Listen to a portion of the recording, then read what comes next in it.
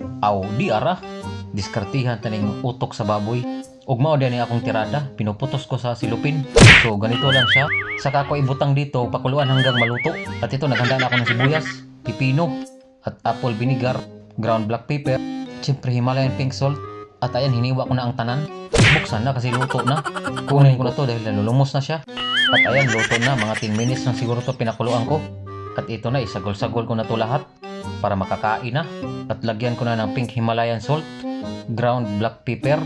Isaboy-saboy lang pag ganyan. At ito ang sibuyas na pangmalakasan. Hindi mawawala ang apple vinegar. Ibuhos na agad. At ito, halo-haloin na para mamix na lahat. At mayroon pa ako idagdag chili powder para magsipa-sipa naman ang lasa. Masarap kasi pag maanghang. At ito na, mix na lahat. Suwabe na to ang aking pamahaw. Alas 11 na pala ng tanghali. Ito yung pamahaw ko. First meal, udto na. So wala nang satsat pa, habhab na. Pagkayami talaga.